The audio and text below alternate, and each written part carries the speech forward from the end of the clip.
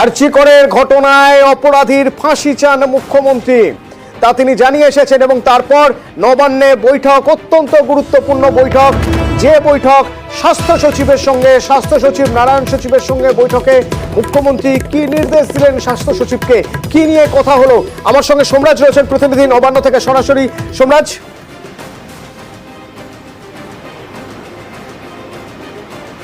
দেখো এই মুহূর্তের অত্যন্ত বড় আপডেট যে মুখ্যমন্ত্রী মমতা বন্দ্যোপাধ্যায়, স্বাস্থ্য সচিব নারায়ণ স্বরূপ নিগম নবান্নে বৈঠক হলো। সেই বৈঠকে উপস্থিত ছিলেন কলকাতা পুলিশের সিপি বিনীত গোয়েল বলে আমরা নবান্ন সূত্রে জানতে পারছি। স্বাস্থ্য সচিবের সঙ্গে বৈঠকে মুখ্যমন্ত্রী মমতা বন্দ্যোপাধ্যায় প্রথমত যেটা নবান্ন সূত্রে জানা যাচ্ছে, জেলাগুলির হাসপাতালে, বিভিন্ন সরকারি হাসপাতালের কি অবস্থা চলছে, যেখানে তুমি জানো যে জুনিয়র ডাক্তারদের ডাকে কর্মবিরতি চলছে, তা নিয়ে পর্যালোচনা করা হয় বলে আমরা সূত্র মারফত জানতে পারছি। দ্বিতীয়ত আরজি করের পরিকাঠামো নিয়েও আলোচনা হয়েছে বলেও আমরা সূত্র মারফত জানতে পারছি। এবং এছাড়াও সামগ্রিকভাবে হাসপাতালগুলিতে, বিশেষ করে সরকারি হাসপাতালগুলিতে চিকিৎসা পরিষেবা কি রয়েছে, এবং যেটা সূত্র মারফত জানা যাচ্ছে স্বাস্থ্য সচিব নারায়ণ স্বরূপ নিগমকে বেশ কিছু গুরুত্বপূর্ণ নির্দেশ মুখ্যমন্ত্রী মমতা বন্দ্যোপাধ্যায় দিয়েছেন। এবং আজকে রাতের মধ্যে স্বাস্থ্য দপ্তরের তরফে বেশ কিছু নির্দেশও জারি করা হতে পারে বলেও আমরা সূত্র মারফত জানতে পারছি।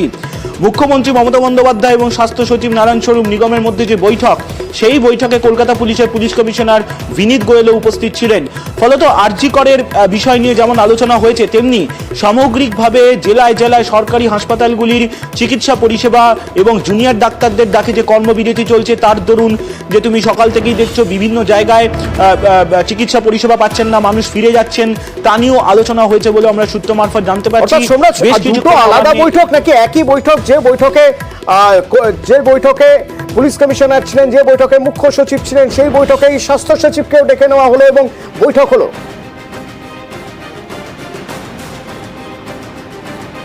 না দেখো, যেটা নবান্ন সূত্রে জানা যাচ্ছে যে দুটো বৈঠক, আলাদা বৈঠক হয়েছে, পৃথক বৈঠক হয়েছে। স্বাস্থ্য সচিবের সঙ্গে যে বৈঠকটি হয়েছে সেটা সামগ্রিকভাবে আরজি করের ইস্যু এবং পাশাপাশি বিভিন্ন জেলায় জেলায় সরকারি হাসপাতালে যে কর্মবিরতি চলছে তা নিয়েই মূলত আলোচনা করা হয়েছে। এবং সেক্ষেত্রে আরজি করের যে পরিকাঠামো নিয়ে যে একাধিক অভিযোগ জুনিয়র ডাক্তারদের তরফে উঠে এসেছে, সেই অভিযোগগুলি নিয়েও স্বাস্থ্য সচিবের সঙ্গে আলোচনা হয়েছে মুখ্যমন্ত্রী মমতা বন্দ্যোপাধ্যায়ের, তেমনটি আমরা নবান্ন সূত্রে জানতে পারছি। এবং সেই পরিকাঠামোর যে খামতি রয়েছে, যা জুনিয়র ডাক্তারদের তরফে অভিযোগ আনা হয়েছে, শুক্রবারের পর থেকেই সেই অভিযোগগুলি তারা করছেন, সেই অভিযোগগুলির নিরিখেও মুখ্যমন্ত্রী এবং স্বাস্থ্য সচিব বিশদে আলোচনা হয়েছে। এবং সেখানে কলকাতার যে সরকারি মেডিকেল কলেজগুলি রয়েছে, সেই মেডিকেল কলেজগুলির নিরাপত্তা ব্যবস্থা নিয়েও আলোচনা হয়েছে। তার কারণ সেই বৈঠকে কলকাতা পুলিশের সিপি বিনীত গোয়েল উপস্থিত ছিলেন বলেই আমরা নবান্ন সূত্রে জানতে পারছি। আরেকটা যে বৈঠক, অর্থাৎ কলকাতা পুলিশ কমিশনার বিনীত গোয়েল এবং মুখ্য সচিব, তাদের নিয়ে যে বৈঠক, সেই বৈঠকের বিষয়ে কি জানতে পারছো তুমি?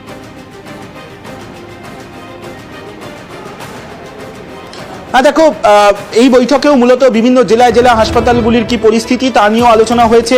পাশাপাশি এই আরজি করের ঘটনার ইস্যুতে তদন্ত নিয়েও আলোচনা হয়েছে। তুমি জানো যে মুখ্যমন্ত্রী মমতা বন্দ্যোপাধ্যায় আজকেই বলেছেন যে 7 দিনের মধ্যে তদন্তবার যদি কলকাতা পুলিশ যদি গোটা তদন্ত কিনারা না করতে পারে, তাহলে সিবিআইকে দিয়ে দেওয়া হবে, অর্থাৎ কলকাতা পুলিশকে তিনি ডেডলাইন দিয়েছেন। ফলত মনে করা হচ্ছে এই বিষয়গুলি নিয়েই মুখ্যমন্ত্রী আজ পর্যালোচনা করেছেন। কিন্তু আজকের নবান্নে যে সবথেকে যেটা গুরুত্বপূর্ণ বৈঠক, সেটি হলো মুখ্যমন্ত্রী ও স্বাস্থ্য সচিব বৈঠক। শুক্রবারের ঘটনার পর এই প্রথম মুখ্যমন্ত্রী স্বাস্থ্য সচিব বৈঠক হয়ে গেল নবান্নে। আর যে বৈঠকে বেশ কিছু গুরুত্বপূর্ণ নির্দেশ ইতিমধ্যেই মুখ্যমন্ত্রী দিয়েছেন বলে আমরা নবান্ন সূত্রে জানতে পারছি। ইতিমধ্যেই স্বাস্থ্য সচিব তিনি স্বাস্থ্য দপ্তরের উদ্দেশ্যে রওনাও দিয়েছেন এবং মনে করা হচ্ছে যে আজকের এই বৈঠকের পর বেশ কিছু গুরুত্বপূর্ণ নির্দেশ জারি করা হতে পারে। বিশেষ করে তুমি জানো যে আরজি করের মেডিকেল কলেজের যিনি প্রিন্সিপাল, তিনি ইতিমধ্যেই ইস্তফা দিয়েছেন এবং যেটা নবান্ন সূত্রে খবর, সেই ইস্তফা ইতিমধ্যেই গ্রহণও করা হয়েছে এবং তাকে অন্যত্র বদলিয়ে অন্যত্র দায়িত্ব দেওয়া হচ্ছে বলে আমরা সূত্র মারফত জানতে পারছি। অন্যদিকে আরও বেশ কিছু হাসপাতালের পরিকাঠামোগত আলোচনা হওয়ার পাশাপাশি বেশ কিছু রদবদলও হতে পারে বলেও আমরা সূত্র মারফত জানতে পারছি। এবং যে বৈঠক অত্যন্ত গুরুত্বপূর্ণ বৈঠক হয়েছে বলে নবান্ন সূত্রে জানা যাচ্ছে, মুখ্যমন্ত্রী ও স্বাস্থ্য সচিবের বৈঠক, সেই বৈঠকে কলকাতা পুলিশ কমিশনার উপস্থিত ছিলেন। ধন্যবাদ সোমরাজ। এবং সোমরাজ আমাদের বলছিল যে ডেডলাইনের কথা উঠে এসেছে। ডেডলাইন, মুখ্যমন্ত্রী মমতা বন্দ্যোপাধ্যায় পুলিশকে ডেডলাইন দিয়ে দিয়েছেন রবিবার পর্যন্ত। এই ডেডলাইনের মধ্যে কিনারা করতে পারলে ভালো, তা না হলে যদিও সাফল্যের হার কম, তবু মানুষের সন্তুষ্টির জন্য সিবিআই, প্রয়োজনে সিবিআই। আমি চাই পুলিশ যত তাড়াতাড়ি সম্ভব দোষীদের গ্রেপ্তার করবে। আর রবিবার পর্যন্ত যদি তারা কুল কিনারা করতে না পারেন, কারণ ভেতরেও তো অনেকে আছে, তাহলে এই কেসটা আমরা আমাদের হাতে রাখবো না, আমরা সিবিআই কে দিয়ে দেবো। কিন্তু ওদের সাকসেস রেট খুব কম। তাপসী মালিককে যখন খুন করে হত্যা করা হয়, ধর্ষণ করে, আজ পর্যন্ত বিচার হয়নি। নন্দীগ্রামে যখন 14 জন গুলিতে মারা যায় বা 10 জন হারিয়ে যায়, এই কেসগুলো সব সিবিআই এর হাতে ছিল। রিজাউনের কেসও ছিল, একটা কেসেরও বিচার হয়নি। কিন্তু তবু মানুষের স্যাটিসফ্যাকশনের জন্য যদি কেউ ভাবতে পারে যে পুলিশ ঠিক মতো করতে পারছে না, আসলে কোনোভাবে এই অপরাধী ছাড় পেয়ে যাক তা চান না মমতা বন্দ্যোপাধ্যায়। স্পষ্ট করে দিয়েছেন, আজ ফাঁসি চান, এই জঘন্যতম অপরাধীর ফাঁসি চান মুখ্যমন্ত্রী। আমার কাছে যখনই কলকাতার পুলিশ কমিশনার খবরটা দেয়, আমি সঙ্গে সঙ্গে তাকে বলি যে এটা খুব নক্কারজনক ঘটনা এবং খুবই বেদনাদায়ক ঘটনা। যেই জড়িত থাক তাকে ইমিডিয়েট শাস্তি দিতে হবে এবং আমরা চাই এই কেসটা ফাস্ট ট্র্যাক কোর্টে হোক। ফাস্ট ট্র্যাক কোর্টে হলে জুডিশিয়াল প্রসেসটা তাড়াতাড়ি হবে এবং তাতে আমরা ফাঁসির দাবি জানাবো। ফাঁসি চান মুখ্যমন্ত্রী এবং পানিহাটির মানুষ, স্থানীয়রা, তারাও মুখ্যমন্ত্রীর কাছে একই আর্জি জানিয়েছেন। পৃথিবীতে এই জায়গায় আমরা যেন ভালোভাবে চলতে পারি, যেন আমাদের কোনো রকম কোনো ভয় বিভেদ না থেকে আমরা যেন রাস্তাঘাটে চলতে পারি। দিদি আজকে এসছে, দিদি যা বিচার নেবে তাই আমরা তাই মেনে নেব। কিন্তু সে কোনো মায়ের কোল থেকে যেন এরকম কোনো মেয়ে আর যেতে না হয়, এইরকম দিদি বিচার করুক। আমরাও তো একটা সন্তানের মা না, আজকে ওনার হয়েছে, উনি বুঝতে পারছে সেই জায়গাটা কি হচ্ছে। ভবিষ্যতে যেন কোনো ছেলে মেয়ে কারোরই কোনো মায়ের যেন কোল খালি না হয়। সকালের আরো একটা গুরুত্বপূর্ণ খবর, ডেভেলপমেন্ট বলা যেতে পারে আজ সকালেই, তা হলো আরজি করে প্রিন্সিপালের পদ থেকে পদত্যাগ করলেন সন্দীপ ঘোষ। সন্দীপ ঘোষ পদত্যাগ করলেন এবং চাপে নয়, স্বেচ্ছায় পদত্যাগ দাবি করলেন। ফিরে এসেছি, কিন্তু এইবারের ঘটনা সম্পূর্ণ আলাদা। এখানে রাজনীতি করা হচ্ছে।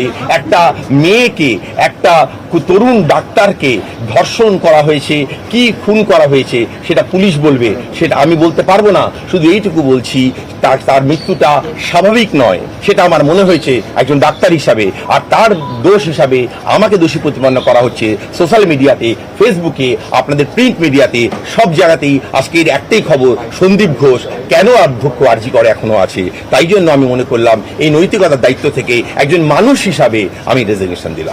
কিছু স্বার্থান্বেষী, কিছু বিরুদ্ধ গোষ্ঠী পুরোটা রাজনৈতিক খেলা নেমেছে, রাজনৈতিক খেলায় মত্ত হয়েছে। আর রাজনৈতিক খেলা আমি কোনোদিন খেলিনি রেজিগনেশন দিতে, আমি স্বেচ্ছায় রেজিগনেশন দিচ্ছি। নৈতিকতার দায় নিয়ে পদত্যাগ আরো দাবি করলেন, কোনো দোষ আড়াল করেননি তিনি। ভাইরাল হয়েছে যে আপনি নাকি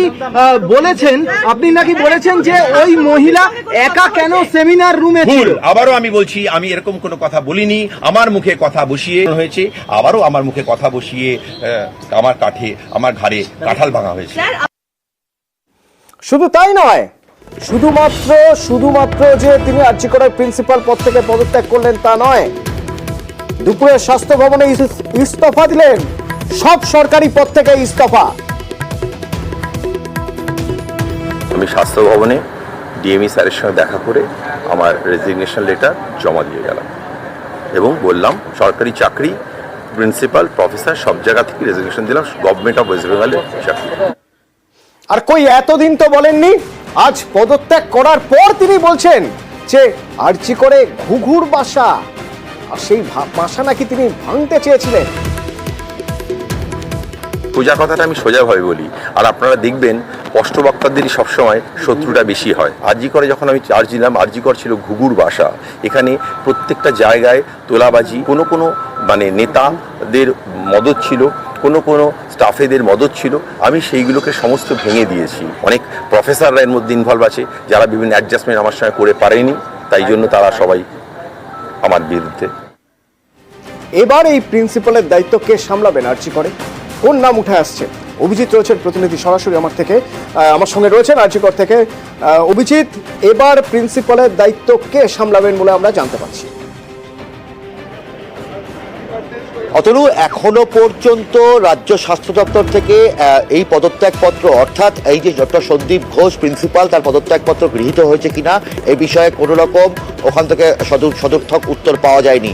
তবে আমরা সকাল থেকেই যে কথাটা বলছিলাম যে ডক্টর সুহিতা পাল, যিনি রাজ্য প্রাক্তন স্বাস্থ্য বিশ্ববিদ্যালয়ের প্রাক্তন উপাচার্য, বর্তমানে স্বাস্থ্য ভবনের ওএসডি, স্বাস্থ্য দপ্তরের ওএসডি পদে নিযুক্ত আছেন, সেই ডক্টর সুহিতা পাল তাকেই সম্ভবত এখনো পর্যন্ত যেটুকু স্বাস্থ্য দপ্তর সূত্রে জানা যাচ্ছে যে তাকেই সম্ভবত এই আরজিকর মেডিকেল কলেজ হাসপাতালের প্রিন্সিপাল বা অধ্যক্ষ পদে নিযুক্ত করা হতে চলেছে।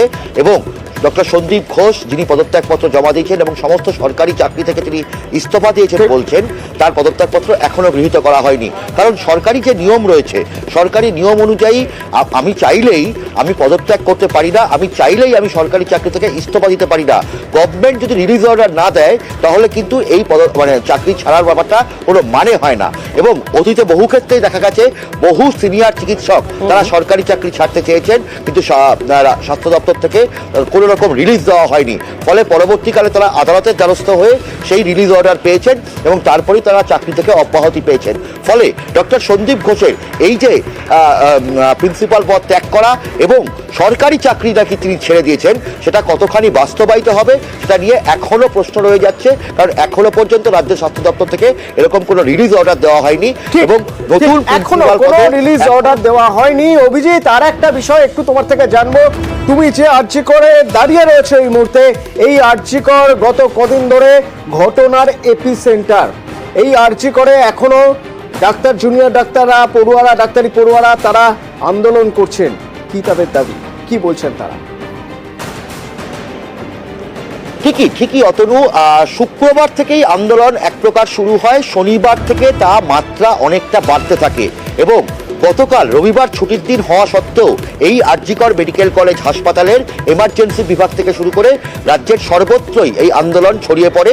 যে এবং এখনো যেখানে তাদের যে ডিমান্ড ছিল, যে দাবি ছিল, যে প্রিন্সিপাল, এখানকার সুপার, এখানকার যিনি চেস্ট মেডিসিনের এইচওডি অর্থাৎ বিভাগীয় প্রধান ডক্টর অরুণভ তপাদার থেকে শুরু করে এখানকার যিনি এএসপি নর্থ, যিনি এই আরজিকরের হাসপাতালের দায়িত্বে রয়েছেন পুলিশের, প্রত্যেককে এখান থেকে সরাতে হবে, সেই সবকটা দাবি প্রায় হয়ে গেছে। তবে এখনো পর্যন্ত ছাত্ররা বা আন্দোলনকারী যে জুনিয়র ডাক্তাররা তারা অনড় রয়েছে যে বিচার বিভাগীয় তদন্ত করতে হবে। যে তদন্ত হচ্ছে সেই তদন্ত নয়, বিচার বিভাগে তদন্ত করতে হবে এবং একই সঙ্গে পোস্টমর্টেম রিপোর্ট এবং সিসিটিভি ফুটেজ অর্থাৎ ক্লোজ সার্কিট ক্যামেরার ফুটেজ প্রকাশ্যে আনতে হবে। এই দাবিগুলো যদি না মানা হয় এবং পরিবারকে উপযুক্ত ক্ষতিপূরণ দিতে হবে, এই সমস্ত দাবি যদি না মানা হয় অনির্দিষ্টকালের জন্য এই আন্দোলন চলবে। এখনো পর্যন্ত সেই হুঁশিয়ারিতেই অনড় রয়েছে এখানকার আন্দোলনরত জুনিয়র ডাক্তাররা। থ্যাংক ইউ অভিজিৎ আমার সঙ্গে ছিলেন এবং দাবির কথা বলছিলেন এই আন্দোলনকারীদের দাবি একবার শোনা যাক। Immediate judicial inquiry of the case, arrest of the all culprit, সমস্ত দোষী তাদেরকে অবিলম্বে গ্রেপ্তার করা এবং ক্যাপিটাল পানিশমেন্ট দেওয়া। রিটেন অর্ডার অফ রেজিগনেশন আমরা চাইছি from higher authority, principal, MSPP, dean of students affairs and dean of HOD of respiratory medicine. তাদেরকে কোনো রকম কোনো অ্যাডমিনিস্ট্রেটিভ পদে রাখা যাবে না যতক্ষণ না অবধি এই ভিকটিমের যে ঘটনা ঘটেছে সেটা যতক্ষণ না নিয়ার ফিউচার অবধি অ্যাডিকুয়েট কম্পেনসেশন দিতে হবে ফ্যামিলি মেম্বারকে। কাজের জায়গায় সেফটি ইনশিওর করতে হবে। 24x CCTV surveillance, security guard থাকতে হবে, বোথ মেল এবং ফিমেল। পুলিশ পিকেটিং করতে হবে, পুলিশ পেট্রোলিং করতে হবে, প্রপার অন কল রুম রাখবে, অন ডিউটি রুম লাগবে। আমাদের যে সিজ ওয়ার্ক চলছিল সেই কন্টিনিউ চলছে, emergency with non emergency services, all medical college of the West Bengal. এখন এই মুহূর্তে র্যালি চলছে শহরের রাজপথে। কলেজ স্ট্রিট থেকে, কলেজ স্কোয়ার থেকে যে মিছিল শুরু হয়েছে তা আরজিকর পর্যন্ত যাবে। কারা রয়েছেন এখানে জানবো, আমার সঙ্গে রয়েছেন প্রতিনিধি বিশ্বজিৎ। কারা রয়েছেন, কেমন এই মিছিলের ছবি? চিকিৎসক যে সমাজ তারা এই যে মিছিল, সেই মিছিলের ডাক দেয় এবং মহা মিছিলের ডাক দেওয়া হয়। কারণ বিভিন্ন ক্যাম্পাস থেকে যেমন ছাত্ররা আসবেন, ছাত্রীরা আসবেন, তেমনি ক্যাম্পাসের যারা শিক্ষকরা রয়েছেন তারাও এসেছেন এবং তার সাথে সাথে সাধারণ অন্যান্য কলেজ, বিশ্ববিদ্যালয় সেখান থেকেও ছাত্রছাত্রীরা এসে সামিল হয়েছেন। অর্থাৎ সাধারণ যারা নাগরিক তারাও এই মিছিলে যোগ দিয়েছেন।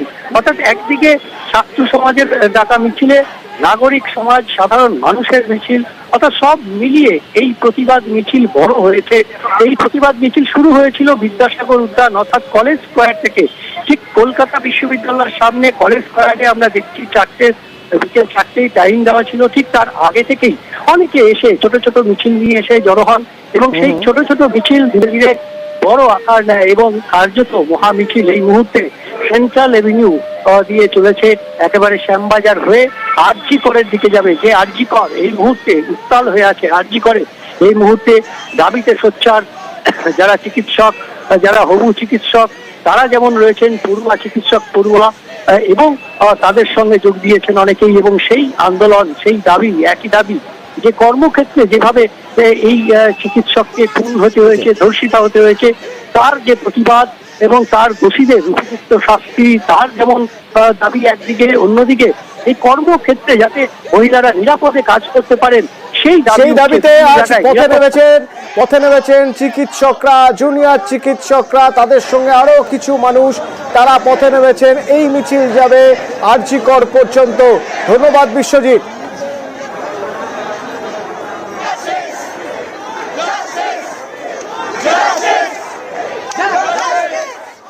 একদিকে শহরের রাজপথে চলছে মিছিল, আর একদিকে জাতীয় মহিলা কমিশনের প্রতিনিধি তিনি এসেছেন কলকাতায় লালবাজারে, তিনি দেখা করতে গিয়েছেন এবং সেখান থেকে তিনি আর কোথায় কোথায় যাবেন জানবো। আমার সঙ্গে রয়েছেন অর্পিতা।